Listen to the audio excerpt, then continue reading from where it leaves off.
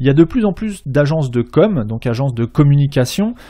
Comme son nom l'indique, une agence de communication est censée faire de la communication, et donc on voit de plus en plus d'agences de com qui font de l'hébergement, du référencement, du print, du web, de la création e-commerce, du SEA, donc du référencement payant, de la stratégie digitale, etc., etc. Ce sont des agences qui font un petit peu tout.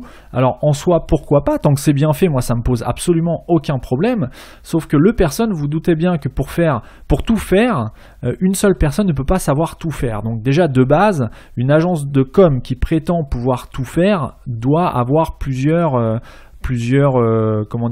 personnes au sein de son agence avec des domaines d'expertise différents, puisqu'un bon SEO ne sera pas forcément un bon développeur, et inversement. Donc voilà, tout ça pour dire que la semaine dernière, j'ai été confronté à un client qui s'est vu démarché par une agence de com qui lui a proposé de l'hébergement. Alors en soi, pourquoi pas, c'est le jeu de la concurrence, ça me dérange absolument pas, sauf que quand ce client, on lui dit qu'il va avoir un bon hébergement, patati patata, et qu'en fait, quand on creuse un peu, cette agence de com à la base est une agence print qui se met petit à petit à faire du web et qui se revendique comme spécialiste d'hébergement. Alors on va voir les points qui font comment reconnaître on va pas dire un escroc parce que c'est pas vraiment le cas non plus, mais comment reconnaître une agence de com qui propose des prestations d'hébergement de qualité. Alors encore une fois, là je parle d'agence de com, de communication, parce que je suis tombé sur ce cas-là, mais après c'est exactement la même démarche pour identifier une agence web, une agence SEO, un freelance qui proposerait de l'hébergement, à savoir est-ce que cet hébergement est de qualité ou non. Première chose, regardez l'IP de l'hébergement qu'on vous propose, c'est-à-dire la géolocalisation de l'IP. Si vous êtes un site et que vous exercez en France et que votre audience est française, que vous ciblez un marché français, il faut que votre IP soit géolocalisé en France. C'est un premier critère qui va démontrer la qualité de la prestation qu'on vous propose. Exemple, si vous êtes un e-commerçant, que vous vendez à des clients français et qu'un prestataire vous propose d'héberger votre site sur un hébergement supra top tip top, et que vous remarquez que cette IP qu'il vous propose, que l'IP qu'on vous propose est située en Allemagne, par exemple, c'est principalement le cas des hébergements chez One & One, à savoir que tous les hébergements mutualisés One & One sont géolocalisés en Allemagne. Si vous êtes en Allemagne et que vous visez un marché allemand, ou que vous êtes en France que vous visez un marché allemand, j'ai envie de vous dire, ça ne pose aucun problème. Si vous êtes en France ou dans un autre pays et que vous ciblez un marché extérieur à l'Allemagne, donc vous ciblez un marché français par exemple, c'est pas du tout optimal d'avoir une IP allemande alors que vous visez un trafic français. C'est pas du tout optimal du point de vue de Google, et ça va à l'encontre de la logique qui dit que un prestataire français hébergé en France est plus à même de servir en termes de rapidité, de temps de réponse, une audience française que si son IP ou la localisation de la machine qui héberge le site, donc du serveur, est à l'étranger. Ça sera forcément plus long si on fait un appel depuis la France. Donc premier point, si on vous propose un super hébergement, que vous visez une audience française, vérifiez que votre IP est en France. On verra juste après comment vérifier ces petites choses-là. Ensuite, le nombre de domaines hébergés. Est-ce qu'on vous propose du mutualisé, du privé ou du dédié? C'est la deuxième chose à vérifier. Encore une fois, le fait d'avoir une IP en Allemagne ou ailleurs, d'être sur un serveur mutualisé ou pas, ça ne va pas vous pénaliser en tant que tel vis-à-vis de Google. Par contre, vous serez sur un hébergement qui ne sera pas optimal et vous allez perdre des chances d'être correctement positionné. Donc voilà, encore une fois, il faut mettre toutes les chances de son côté. Ce n'est pas pénalisant, par contre, ce n'est pas optimal. Et à coût égal, autant être optimal. Donc ensuite, pour ce qui est du nombre de domaines hébergés, si vous voyez que votre site ou que le site qu'on vous donne en référence pour vous attirer est hébergé sur un serveur qui héberge également plusieurs centaines, voire milliers, voire dizaines de milliers de domaines référents, ça veut dire que vous êtes sur un hébergement mutualisé.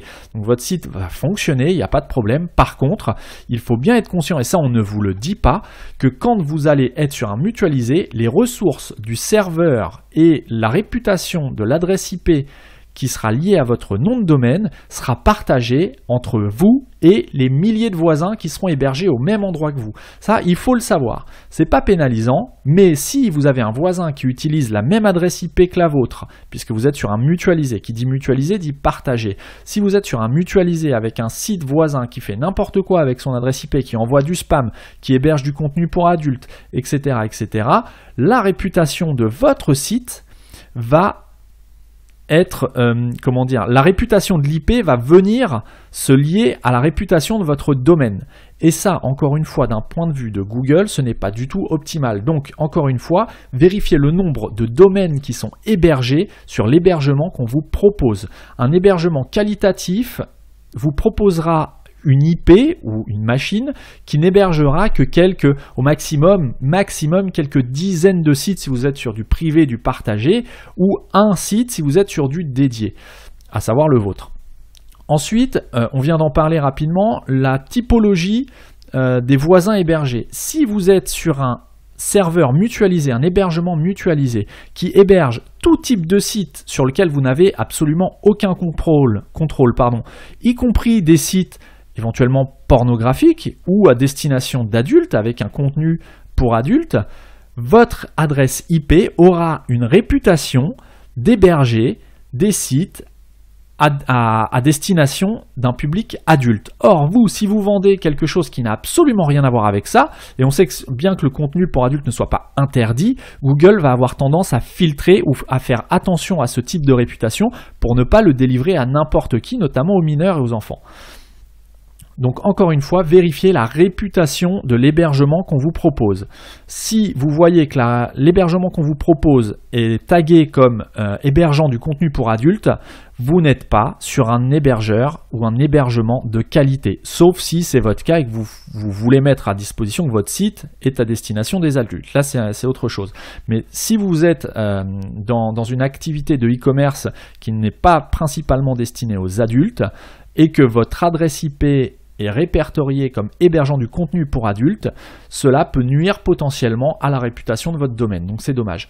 Ensuite, tout ça, ce qu'il faut bien comprendre, c'est que ça va dépendre du tarif auquel on vous propose l'hébergement. Si on vous propose un hébergement avec une IP, avec une mauvaise géolocalisation, un grand nombre de domaines qui est hébergé à côté de votre site, et une IP ou un hébergement qui est labellisé comme hébergeant du contenu pour adultes, si on vous propose ça pour quelques euros par mois, j'ai envie de vous dire 5, 6, 7 euros par mois, pourquoi pas? Vous en aurez pour votre argent. Là, on est tout à fait dans des tarifs qui sont respectables, à savoir que vous, bien entendu, ne vous attendez pas pour 5 euros par mois à avoir un hébergement top qualité, haute performance et tout ce qui s'ensuit.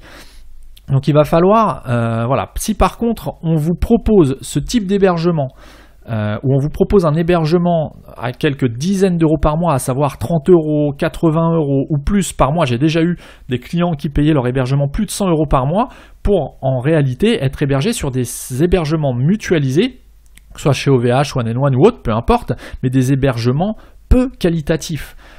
Et tout ça pour 100 euros par mois, à savoir qu'un hébergement mutualisé chez un hébergeur classique, c'est 2, 3, 4, 5, 6, 10 euros par mois à grand max. Donc quand une agence de com ou une agence quelconque vient prendre sa marge avec du quasiment 99% de marge, c'est du vol. Moi je considère ça comme étant du vol. Alors comment vous allez pouvoir suivre la géolocalisation de l'IP sur lequel vous êtes hébergé? Vous allez d'ailleurs dès maintenant pouvoir vérifier votre hébergement, à savoir est-ce qu'il est qualitatif ou pas. Donc vérifiez la géolocalisation de l'adresse IP, le nombre de domaines hébergés et le type de contenu qui est hébergé à côté du vôtre. Vous allez pouvoir utiliser une extension gratuite sur Google Chrome ou Firefox qui s'appelle DNSlytics. Je mettrai le lien dans les notes de l'émission, donc je vous invite à aller directement sur marketing301.net/6, 6 c'est le numéro de l'épisode,